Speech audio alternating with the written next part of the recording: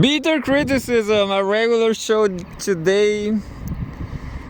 We are reading news. Maybe, yeah. I'm going to do. I guess I'm going to read some garbage. Forget about politics. Just garbage today. Garbage day. I have a lot of garbage. Look.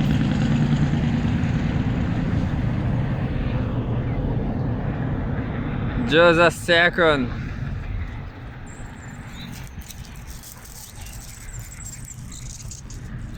Well, what we have here in the garbage, look, I have this channel, Broken English, just to learn English actually, and I have over there I have a Kiwi friend, a New Zealand friend,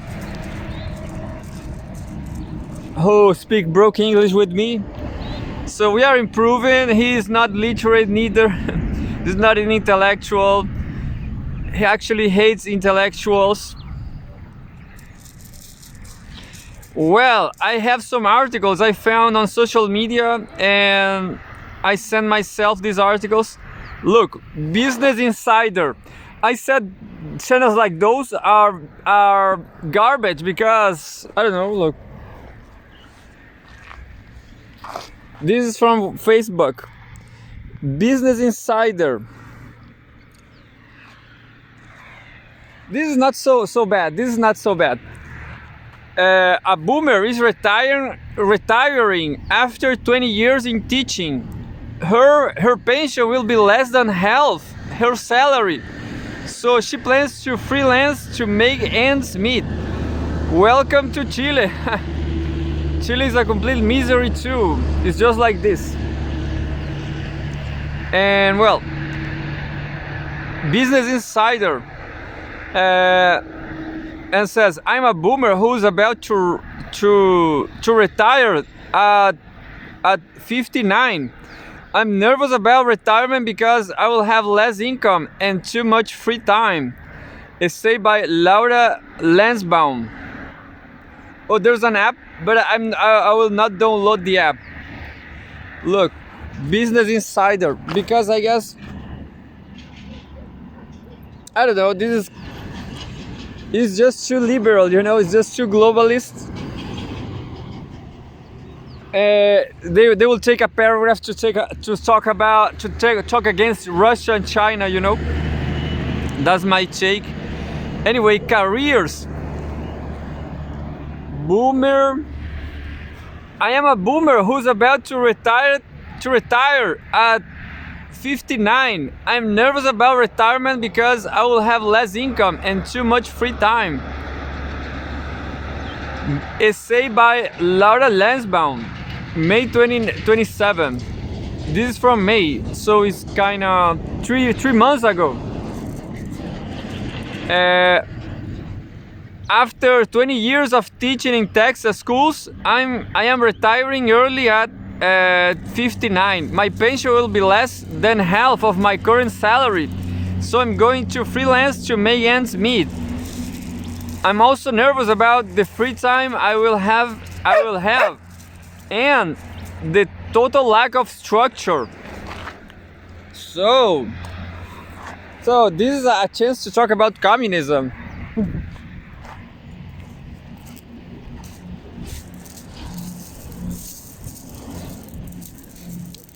A great chance to talk about communism, but unfortunately,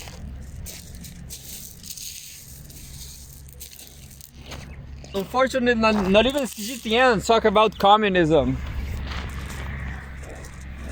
Yeah, so nobody talks about communism, just this very channel. So a poor retiree should support communism for his own sake. For the last 20 years,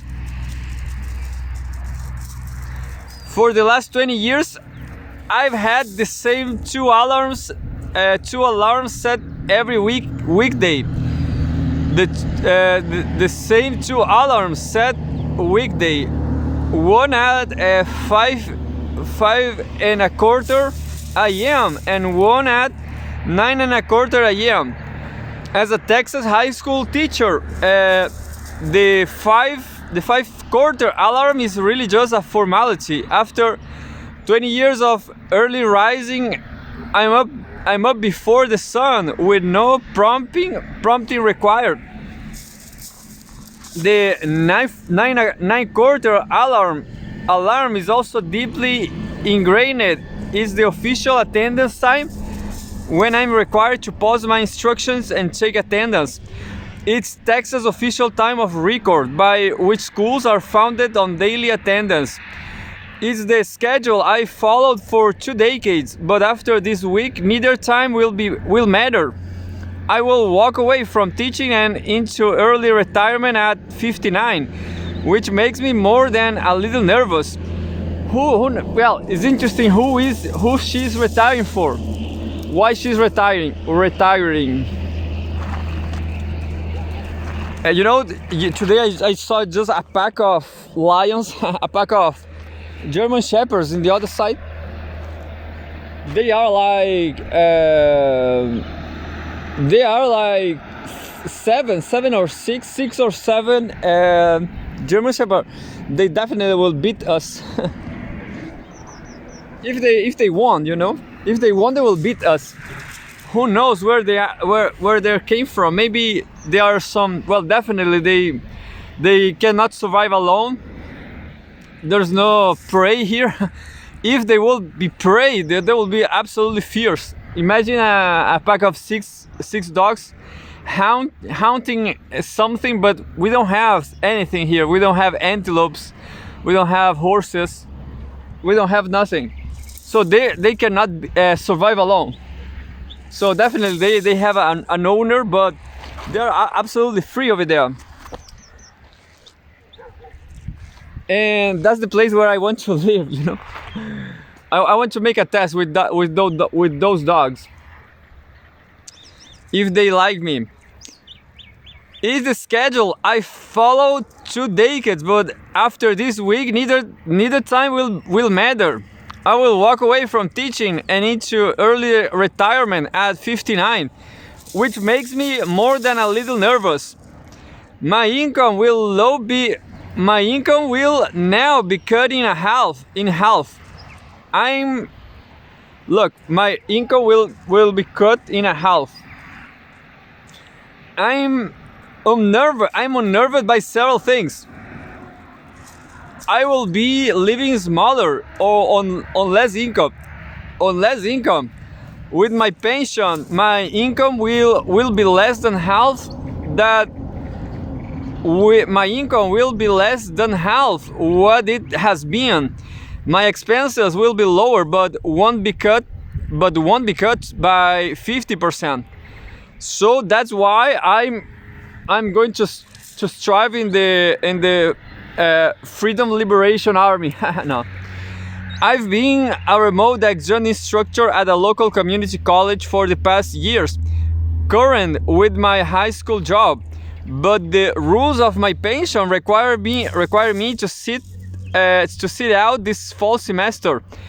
I took my years of applying to secure that adjunct position. I worry that being forced to sit out the busiest semester of the academic calendar will push me to the back of the adjunct line once again.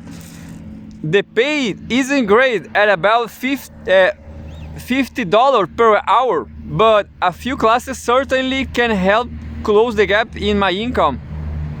Since I won't be making nearly enough, I decided to accept a remote reading job, but it doesn't have benefits and won't have any structure or routine. While I will be doing something I care deeply about, I will still be below the salary I earned this year.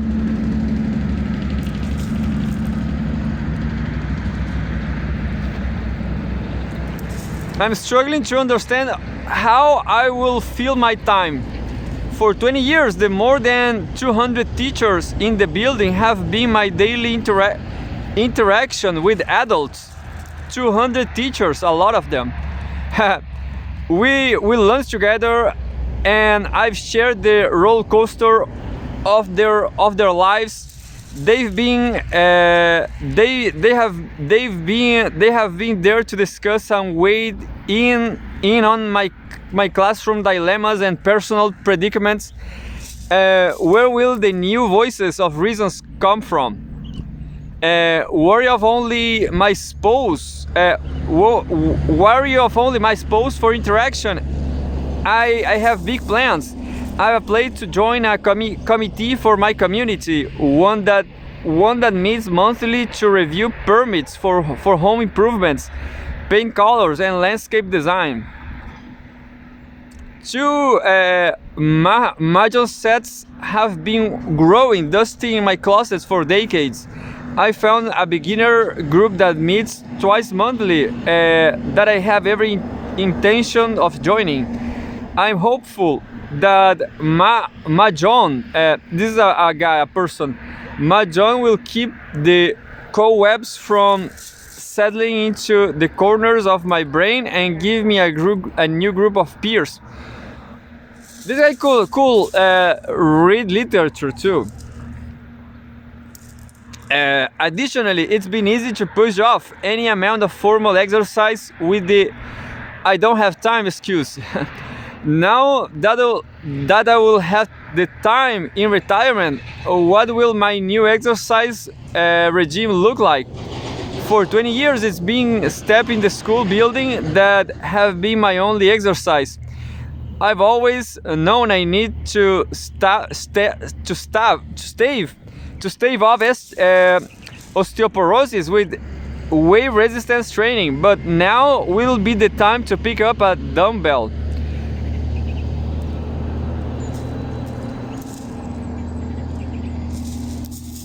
I'm not sure who I am without my job. Finally, for the last 20 years, I have proudly proclaimed that I teach high school. To anyone who asks about my employment, what will the next answer be? I haven't found one that I'm comfortable with. I'm not quite ready to say I'm retired. That phrase carries too many negative connotations for me. More than 30 years later, I finally understand why my former mother-in-law didn't embrace her new status as grandmother with any enthusiasm. That'll scary weight, and I'm not ready to shoulder retiree. That's it. So who cares? I guess I'm not sure about this, but I'm nihilistic. This guy better think about that. Yeah, it's definitely to live is hard, but maybe have some dogs. Care about some dogs.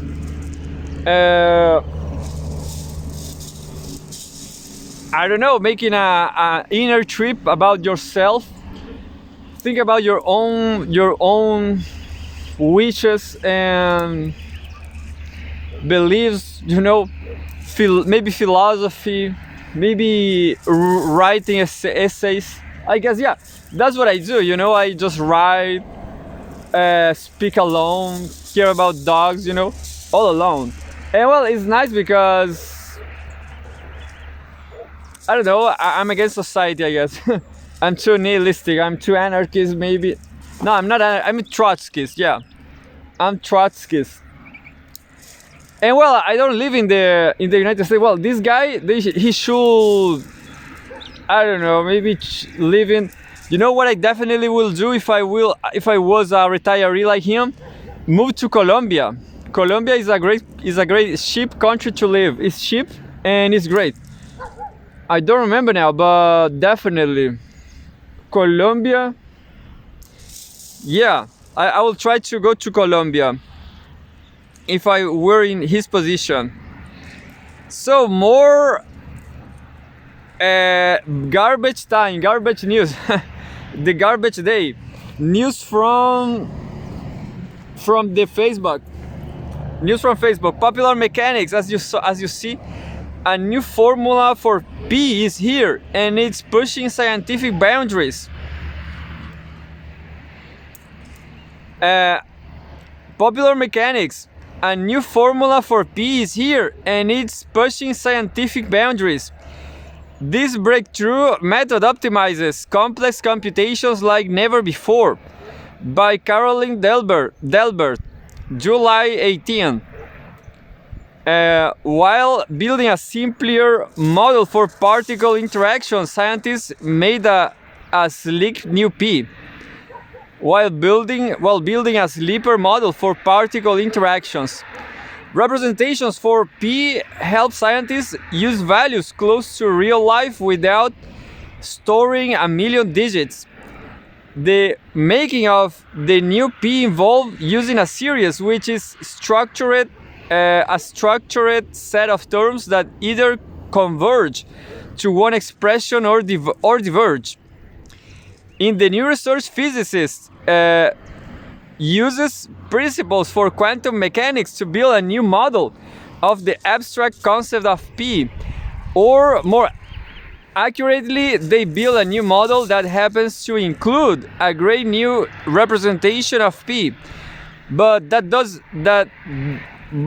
does that mean? And why do we need different representations of P? Because quantum mechanics looks at the tiniest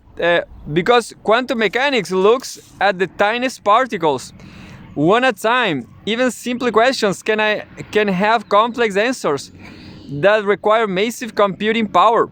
Rendering high-tech video games and movies like Avatar can take days or more, and that's still not at the level of reality. In this new paper published in the peer-reviewed journal Physical Review Letters, physicists Arnaprina Saha and Anindya Sinha describe their new versions of a quantum model that reduces complexity but maintains accuracy.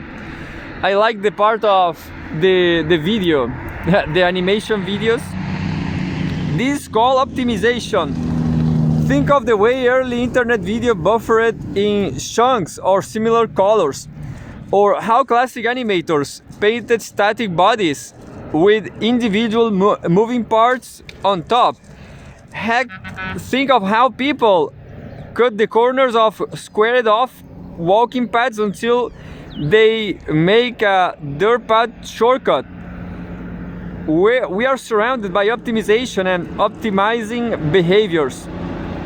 As detailed in their paper, Saha and Sinha combined two existing ideas from math and science, the Feynman diagram of particle scattering and the Euler beta function for scattering in string theory. What results is a series something represented in math by the Greek letter sum, surrounded by parameters. Series can end up generalizing into overall equations or expressions, but they don't have to. And while some series diverge, meaning that the terms continue to alternate away from each other, others converge on one approximate concrete result. That's where P comes in. The digits of P extend to infinity, and P is itself an irrational number, meaning it can be truly represented by an integer fraction, the one we often learn in school. But it can be represented pretty quickly and well be a series. That's because a series can continue to build out values well into the tiniest digits. If a mathematician compiles a series terms, they can use the resulting abstraction to do math that isn't possible with an approximation of P that cuts off 10 digits by a standard desk calculator. A sophisticated approximation enables the kind of nanoscopic particle work that inspired these scientists in the first place. In the early 70s, Sinha said in a statement from the Indian Institute of Science, scientists briefly examined the line of research but quickly abandoned abandoned it since it was too complicated.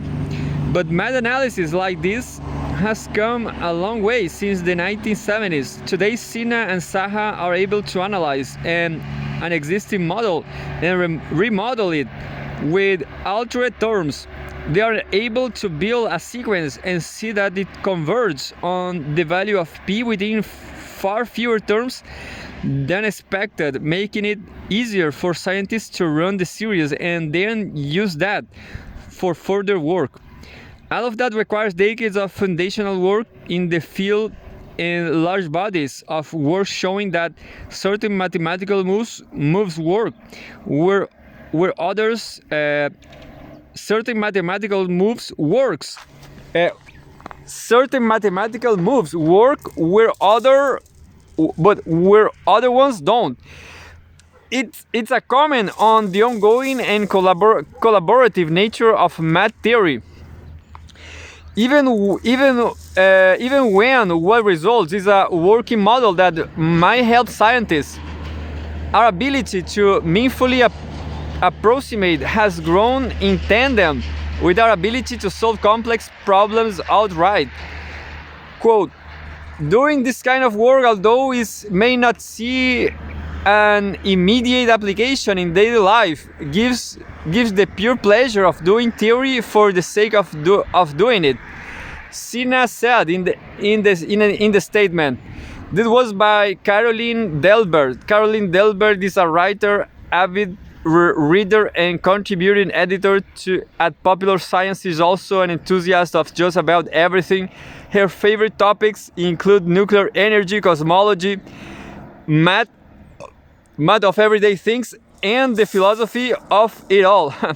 Yeah, this is not garbage. I'm saying. So she destroyed my program, this episode, because this is not garbage. I'm just reading garbage. Where's the CNBC? Where's the CNBC articles? This looks like garbage. Look. Yeah, so this is garbage from sponsored garbage from Facebook. Mobile zero. I don't even like these pages, you know. And well, I'm going to read this garbage day. But this is interesting too, you know. Even garbage is interesting. Ford no longer making EVs in Oakville. Transactions on trucks instead. Transitions on trucks instead.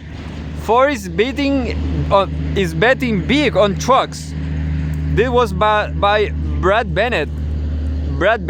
July 18. At least this is very recent. It's just last week.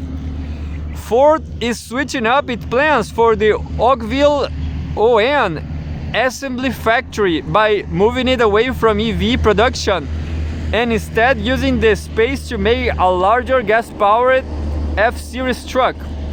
The company plans to outfit the Oakville plant to build 100,000 trucks since it can't keep up with its truck demand using its existing plants in Ohio and Kentucky.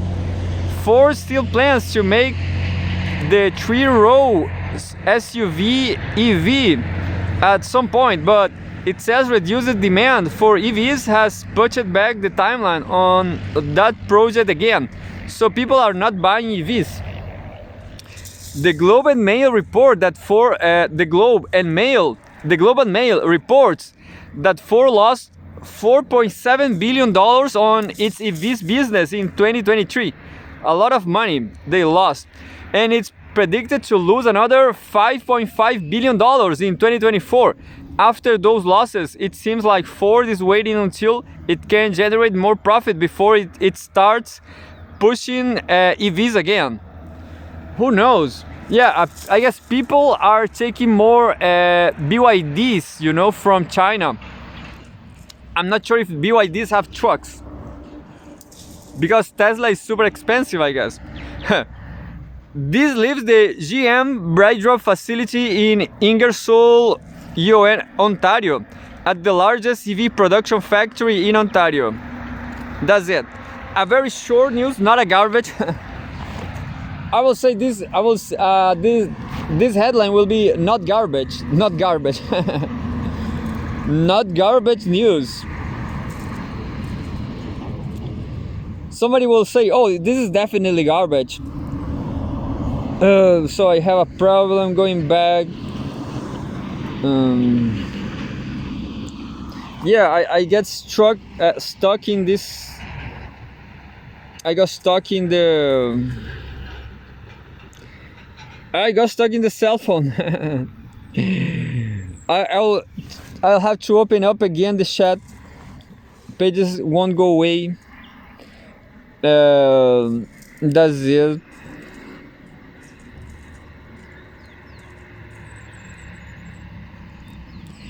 And another one from Business Insider. Can you see Business Insider sponsor a lot of news on my timeline?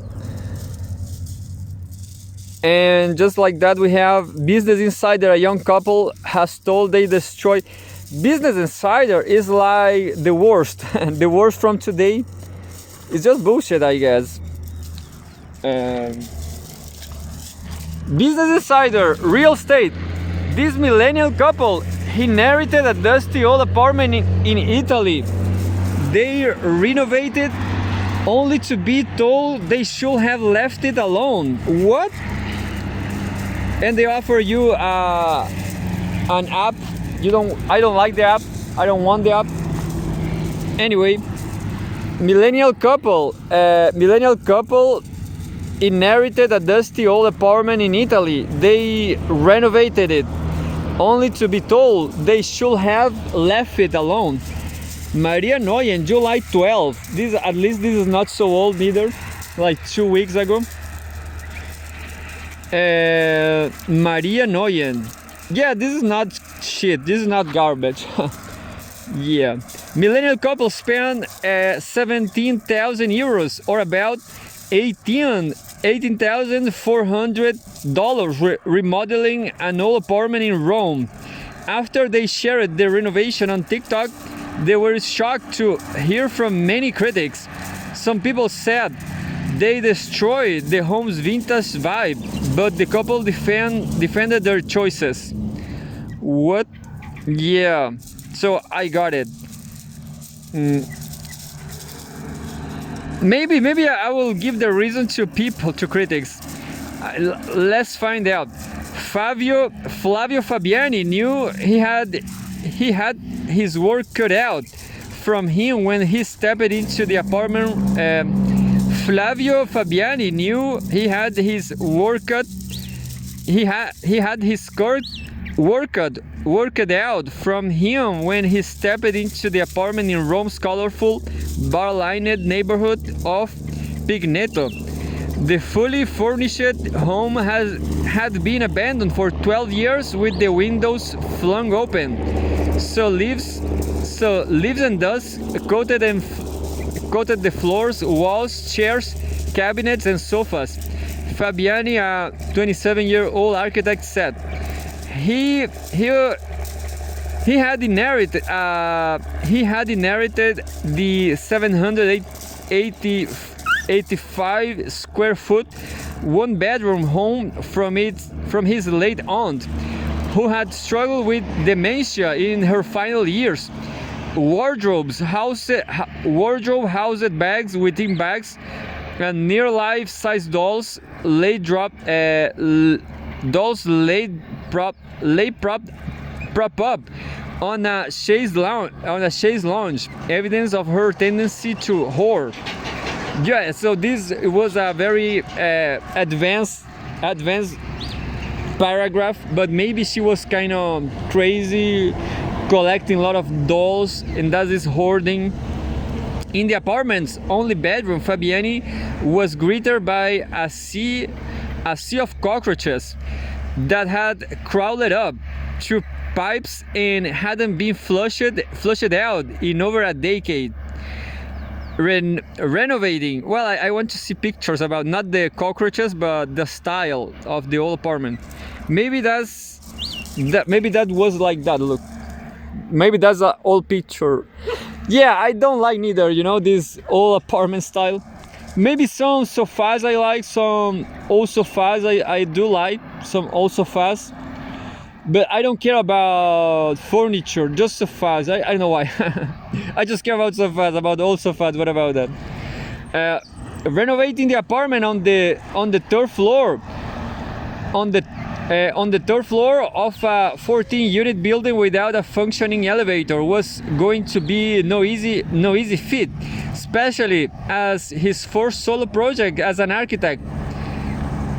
I guess this photograph I just showed is from the beginning. Fabiani inherited the apartment, which was originally built in the 1950s from his late aunt after it had been abandoned for 12 years.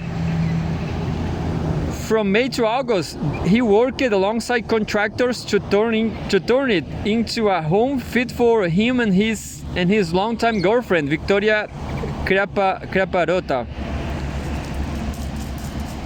whom he met in 2019 on a study abroad program in Malaga, Spain. The project cost him roughly 17 euros or around $18,400. Nearly a year later, Craparota decided to leave him. Decided to share the renovation in a light-hearted TikTok video before and after footage. Neither Craparota, a 26-year-old e-commerce led originally from Canada, nor Fabiani expected to get what they call death threats. Death threats from TikTok. From TikTok commenters critical of their decision to modernize the home. But you know, my opinion, the 50s are not old, you know. 50s are not old. This is just like the 50s. It's just garbage, you know. It's not antiquities. The 50s are not so old. I will just analyze the 50s furniture. It's just garbage too, you know. Is what Walter Benjamin will say, made in series, you know. The 50s starts with industrial revolution was it was already happening, you know, the production mass scale. So that's the 50s is just garbage too, you know.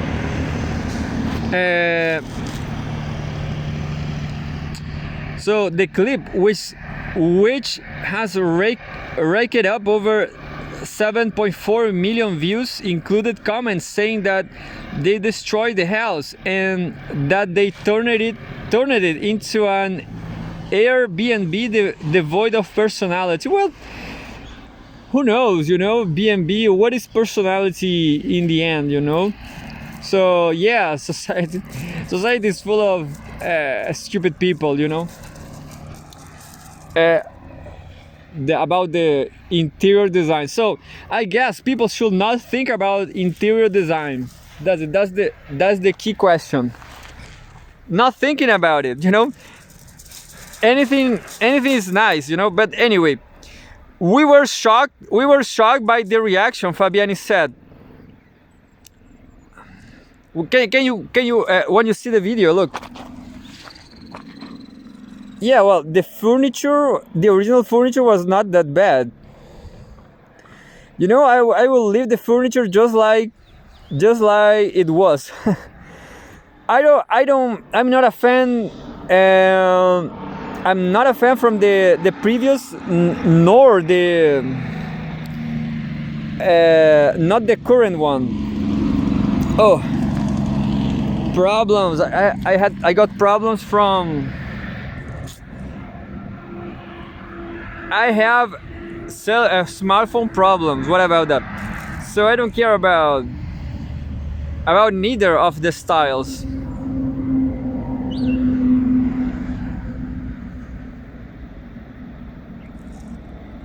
So yeah, next one. Who cares about the young people, the young So another news from Business Insider, but this is a meta-linguistic news. This is a Business Insider news about HSBC's. This what office tower look like due to hybrid working. Another one from architecture, but this is more interesting because it's a building. Real estate. Again, real estate. This is what office towers could look like due to hybrid working. Polly Thompson, July 1st. At least this is recent. HSBC's London office will get a radical makeover due to hybrid working. When the bank relieves its Canary Wharf HK headquarters in 2027, the tower will become a multi-use building. The project shows how property owners are trying to adapt buildings for changing working patterns.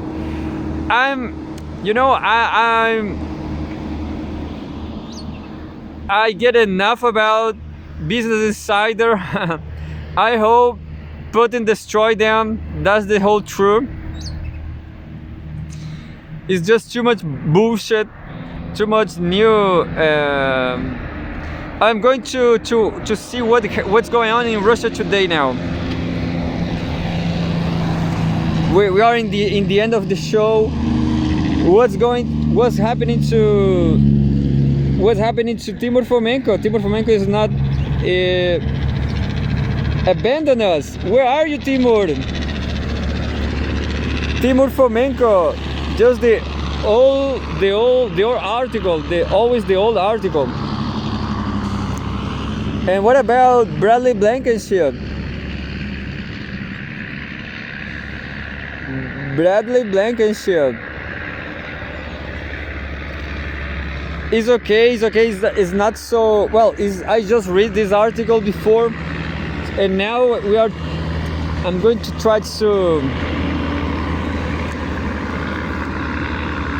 Japan and US expand military activity near Russian borders. That will be better. Yeah, look.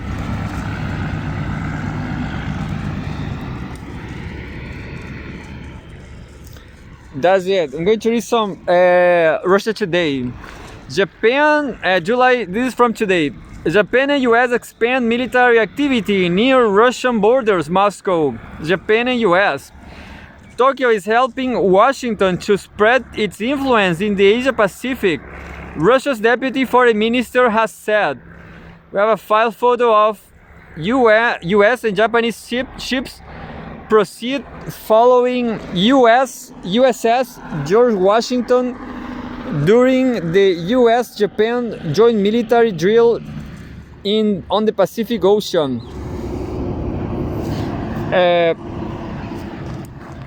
The US and Japan have ramped up naval activity near Russian borders, posing a threat to the country's national security, Deputy Foreign Minister Andrei Rudenko has said. In an interview with TASS, this is I will read TASS today. In an interview with TASS on Wednesday, he said Tokyo had embarked on a course of accelerated remilitarization, and it continues to beef up its military capabilities. Japan has expanded its joint naval activity with the US in close proximity to Russian borders in the Far East, Rudenko noted. He pointed to Washington and Tokyo's efforts to involve countries from regions outside the Asia Pacific in his activity, in particular NATO member states. Quote, Tokyo acts as a key promoter of Washington's initiatives and concepts, including the creation of narrow bloc associations in the Asia-Pacific region aimed at dual containment of Russia and China, Rudenko said. The deputy foreign minister also highlighted Tokyo's attempts to erode the country's nuclear-free status. He mentioned in particular ongoing discussions regarding a possible deployment of US medium-range missiles in Japan, warning that any potential threats to Russia's far eastern borders will not go unanswered. The remark comes as Japan and the US are set to draft their first joint document on expanded deterrence policy. The US, which once bombed Japan with nuclear weapons, is now committed to protecting its ally and deterring attacks using its arsenal, including nuclear weapons. Quote, our security treaty commitments to our Japanese allies are ironclad, and we are committed to using all means at Americans' disposal, including nuclear, to make sure that we meet those commitments. Assistant Secretary for East Asian and Pacific Affairs Daniel J. Crittenbrink said on Monday. Earlier this month, Japanese Prime Minister Fumio Kishida said Tokyo was, quote, determined to strengthen its cooperation with NATO in the face of Russia's growing ties with China and North Korea. Moscow said its improving relations with China and North Korea are not aimed at any third country. Russian President Vladimir Putin said in June that NATO's new focus on the Asia-Pacific is not only a security threat to all countries in the region, but to Russia as well, and Moscow is obliged to respond. And well, that's it. I'm going to do my yoga now. I'm going to do my yoga with my partner Daniel Jadue. It says that he has a new video, but it's not true. He just in jail, and that's it. But the question is, yoga is I need to do this yoga. Comparé el día que dicen que se reunieron conmigo los que supuestamente yo les pegué el cohecho, y a la misma hora, el mismo día, estaba en una entrevista a radio. Pero confirmado, o está en la chunteque. No, miren, vamos a dejar que avance nomás la investigación. ¿En qué radio estaba ahí? A ver, pero digo. Vamos a dejar que avance la investigación. ¿Ah? Pero cuéntate por lo menos, aparte, ¿en qué radio estaba ahí? No, se me salió. No debería ni siquiera haberla comentado. Perfecto, pero sí. Ya, pero sí tienes que comentar, Alejandro, que se conoció hace algunas horas que la primaria presidencial de la derecha se va a dar en la primera vuelta presidencial, porque declaró en una radio precisamente José Antonio Kast que él no va a hacer primarias con nadie. Él va a la primera vuelta presidencial. Me parece muy sabia decisión.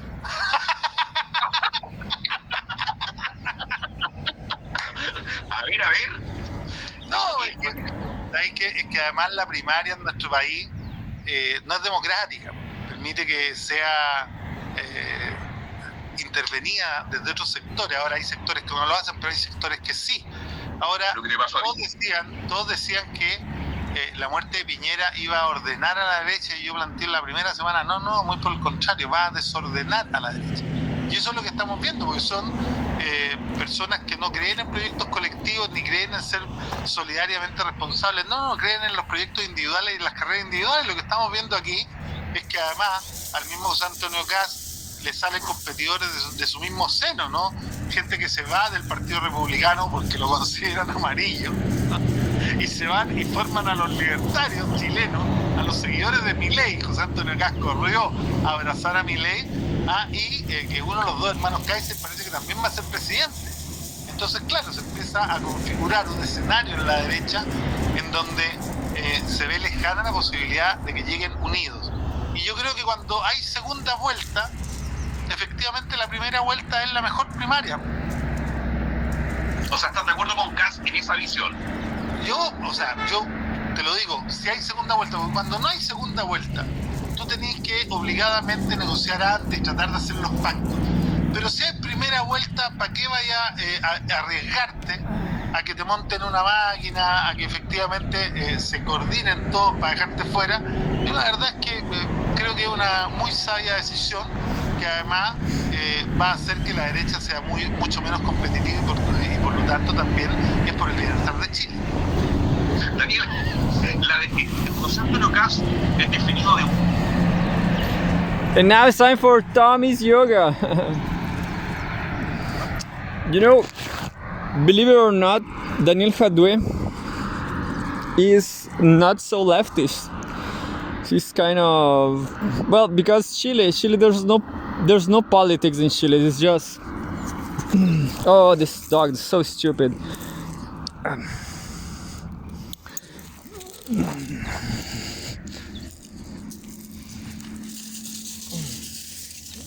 He's a stupid dog, but he has a hard lion, a lion heart. And well, there's no problem of being stupid, you know. I mean, being stupid is not so bad as, I don't know, being aggressive, you know. Tommy is not aggressive with his friends. Tommy is just aggressive with big males. And well, Tommy is the champion. So yeah, you cannot kill the champion, you know. Well, in this very country, Chile, people kill the champion, you know. People kill the strong people. There's just a bunch of rats country. I don't even know in English how to say where the rats live.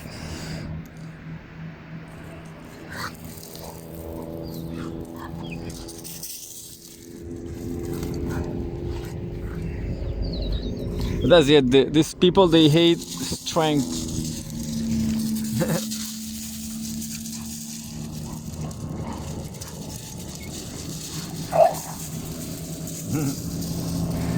Can you saw so much how strong is Tommy? Tommy is very strong. And that's it. It's a good time for Tommy and his friends. Well, no more say, not so much. Business Insider is kind of too liberal. That's why I think it's garbage.